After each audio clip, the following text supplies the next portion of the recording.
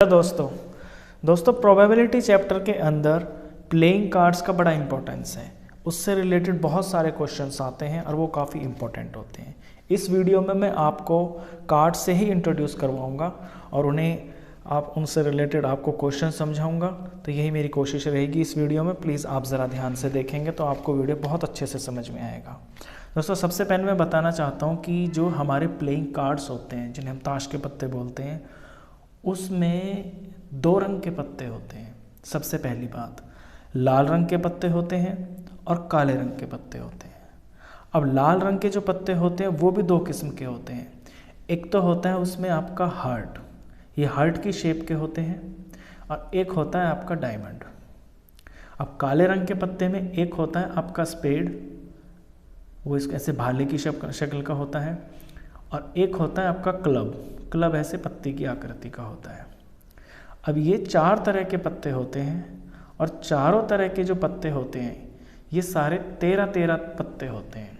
यानी कि 13 जो पत्ते होते हैं वो आपके हार्ट के होते हैं, 13 पत्ते आपके डायमंड के होते हैं, 13 पत्ते आपके स्पेड के होते हैं, और 13 पत्ते ही आपके क्लब के होते हैं। तो चारों तरह के पत्ते 13 तरह के होते हैं, 13 होते हैं। तो देखिए 13 और ये 13 और ये 13।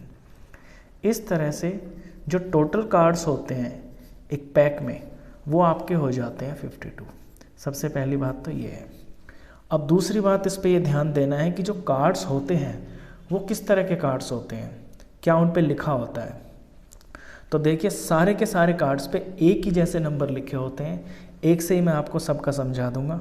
जैसे कि मैं हार्ट को लेता हूँ तो यहाँ ए से शुरू होता है। ए जो होता है दोस्तों कार्ड में वो 1 की जगह लेता है आपका। ए के बाद लिखा होता है 2, फिर 3 का कार्ड होता है, फिर 4, 5, 6, 7, 8, 9, 10।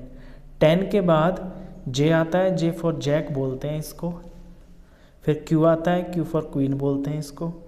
और के आता है, के फॉर इसे किंग बोलते हैं। जैसे इसके अंदर ये 13 पत्ते हैं, सेम उसी तरह से डायमंड के और स्पेड के और क्लब के अंदर भी इसी तरह से ये पत्ते होते हैं। अब बात आती है कि इसमें ये पत्ते जो होते हैं इनकी क्या प्रॉपर्टी होती है। दोस्तों ये जो लाइन में नीचे डाल रहा हूँ, जैसे कि हार्ट के अंदर मेरा ये जे, क्यू और के, जे क्यू के सारे के सारे ये जो जे क्यू के होते हैं ये आपके फेस कार्ड होते हैं। फेस का मतलब होता है कि इन पे कोई मूर्त छपी होती है। ये मैं भी आपको दिखाता हूँ, मेरे हाथ में कार्ड्स हैं। जैसे कि ये है, ये पान के पत्ते हैं जो हर्ट्स के पत्ते हैं, इसका मेरा सेट है ये पूरा का पूरा। तो इसके अंदर ये ए होता है, यहाँ से फिर आपकी काउंटिंग शुरू हो जाती है 2, 3, 4, 5, 6, 7, 8, 9, 10। 10 के बाद ये होता है जे, जे फॉर जैक, इसे हिंदी में गुलाम भी बोलते हैं। ये क्यू फॉर क्वीन होती है आपकी, इसे रानी बोलते हैं। और ये के फॉर किंग होता है, इसे आप राजा बोलते हैं। तो एक सेट के अंदर ये ऐसे 3 फेस कार्ड होते हैं। तो जब एक सेट के अंदर 3 हैं और यहाँ पे आपके 4 सेट हैं, तो इस तरह से पूरी गड्डी के अंदर आपके 12 फेस कार्ड्स होते हैं। तो ये भी एक दूसरी इंपॉर्टेंट बात है। तो फेस कार्ड हो गए आपके 12। अब आते हैं नंबर कार्ड्स पे।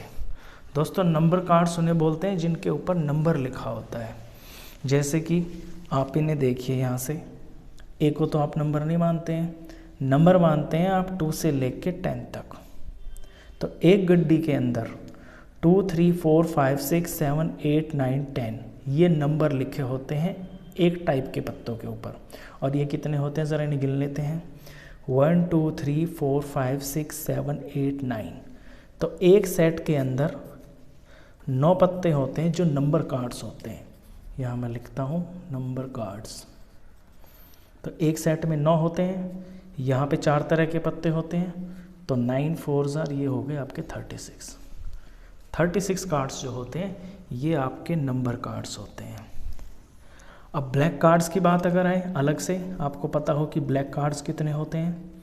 तो जब टोटल कार्ड्स 52 होते हैं यानी कि 52, उसके आधे ब्लैक होते हैं, तो 26 आपके इसमें ब्लैक कार्ड्स होते हैं।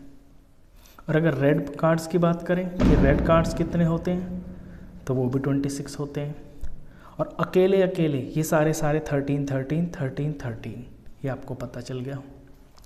तो इसी से रिलेटेड अगर कार्ड्स की आपको जानकारी हो जाती है तो कैसा भी क्वेश्चन, किसी भी तरह का क्वेश्चन हो, इन्हें सॉल्व करना बहुत ही आसान होता है।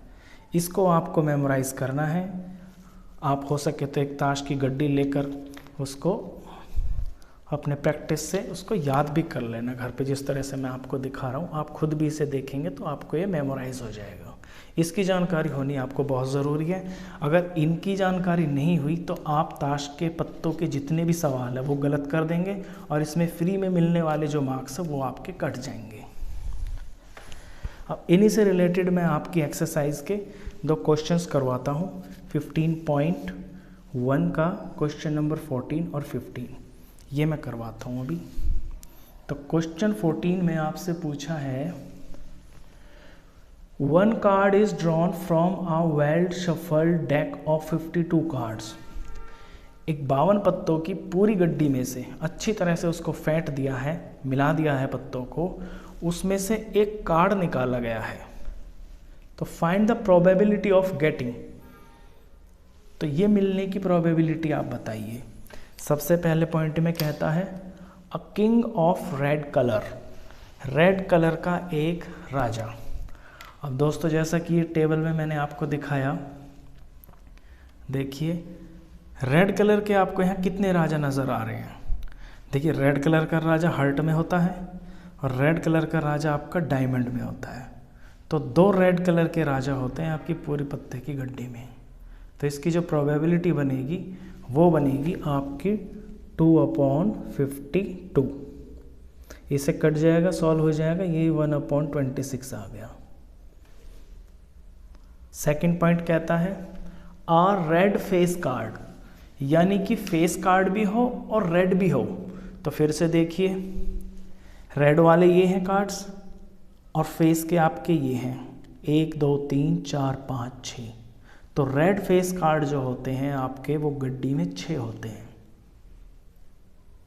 तो इस तरह से इसकी जो प्रोबेबिलिटी आपकी बन जाएगी, सॉरी सेकंड पार्ट है ये, मैंने गलती से थर्ड पढ़ दिया पहले, मैं सेकंड पार्ट को पढ़ता हूँ दोबारा से। सेकंड पार्ट में आपसे पूछा है अ फेस कार्ड, अ फेस कार्ड। अब फेस कार्ड में सिर्फ फेस से मतलब है, उसके कलर का यहाँ पे कोई भी ब्यौरा नहीं दिया है, तो सिर्फ फेस कार्ड पे ही नज़र डालेंगे। तो फेस कार्ड आपको दिख रहा है, अभी बताया था मैंने कि इसमें फेस कार्ड कितने होते हैं, 12 फेस कार्ड होते हैं जिन पे मूर्ति छपी होती है। तो इसकी जो प्रोबेबिलिटी हो जाएगी आपकी वो हो जाएगी 12/52। और ये डिवाइड हो रहा है दोस्तों 3 से, सॉरी 4 से डिवाइड हो रहा है, ये 3 आ गया और ये आ गया आपका 13। थर्ड पॉइंट में कहता है a red face card, face card हो लेकिन रेड हो। अब देखिए आप, फेस कार्ड इसमें ब्लैक और रेड ही होते हैं, सारे के सारे 12 होते हैं। तो जो रेड कार्ड है जिन पे फेस होता है वो आपके 6 होते हैं। तो इसकी प्रोबेबिलिटी हो जाएगी आपकी 6/52, क्योंकि टोटल पत्ते हैं, वो पूरी गड्डी की बात चल रही है इसमें, उसमें से पत्तों को निकाला जा रहा है। तो टोटल जो आउटकम्स है वो आपके 52 है। और ये जो बात पूछी जा रही है ये आपकी फेवरेबल आउटकम है। इसको फिर से काट देंगे तो ये 3/26 आ जाएगा। अच्छा, फोर्थ पॉइंट पे पूछता है अ जैक ऑफ हार्ट्स, कि जैक आ जाए और वो हर्ट का आ जाए। तो 2 चीज़ों का ध्यान दीजिए, इसमें हर्ट अगर कह रखा है तो यानी हर्ट का ही जैक होना चाहिए। तो हर्ट में आइए, अब हर्ट में तो एक ही जैक होता है ना, तो इसकी प्रोबेबिलिटी भी आपकी 1/52 हो जाएगी, 1/52। फिफ्थ पॉइंट में कहता है अ स्पेड। अब इसमें सिर्फ स्पेड बोला है, स्पेड होता है आपका ये वाला पत्ता जो भाले की शेप का होता है। अब सिर्फ स्पेड बोला है, किसी पर्टिकुलर पत्ते का नाम नहीं बोला है, तो यानी कि स्पेड का कोई भी पत्ता आ जाए वही आपका फेवरेबल आउटकम होगा। और स्पेड के पूरे जो पत्ते होते हैं वो होते हैं आपके 13। तो प्रोबेबिलिटी हो जाएगी 13/52। और 13/52 को जब डिवाइड कर देंगे 13 से तो ये आ जाएगा आपका 1/4। Sixth part, the queen of diamonds. अब क्वीन भी होनी चाहिए और डायमंड की भी होनी चाहिए। तो दोस्तों डायमंड में तो एक ही क्वीन होती है, तो इसकी प्रोबेबिलिटी भी आपकी 1/52 हो जाएगी। यानी पूरे पत्ते की गड्डी में, पूरे 52 पत्तों में डायमंड की सिर्फ एक ही क्वीन होती है, ये है इस बात का मतलब। तो 1/52 इसकी प्रोबेबिलिटी हो जाएगी। ये था आपका क्वेश्चन नंबर 14। एक क्वेश्चन और, उसे और कर लेते हैं। 15th क्वेश्चन है वो आपकी बुक का। क्वेश्चन कहता है 5 कार्ड्स, 5 कार्ड हैं दोस्तों। कौन कौन से हैं वो मैं यहाँ पे लिख देता हूँ। द 10 है, जैक है, जैक को जे बोलते हैं, क्वीन है, क्वीन को क्यू बोलते हैं, किंग है, किंग को के बोलते हैं, एंड एस, एस बोलते हैं दोस्तों इक्का को। ये जो ए होता है कार्ड्स पे इसे एस बोलते हैं। तो ये हो गया ए। किसके हैं? ऑफ डायमंड्स, ये डायमंड्स के पत्ते हैं। आपको ये 5 पत्ते दे रखे हैं सवाल में, ये वाले।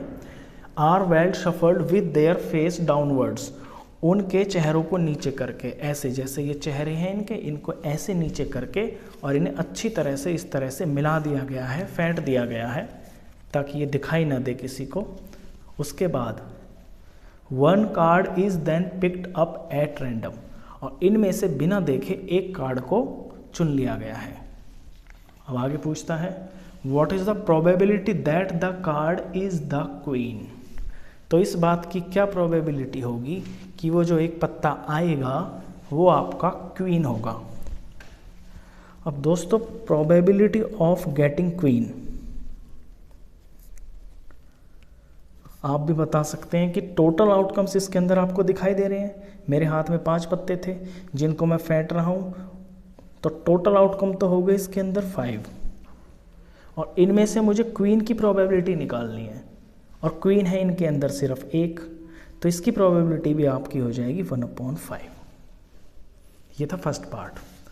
अब सेकंड पार्ट में पूछता है if the queen is drawn and put aside what is the probability that the second card pack up is an ace, और दूसरा अब a queen।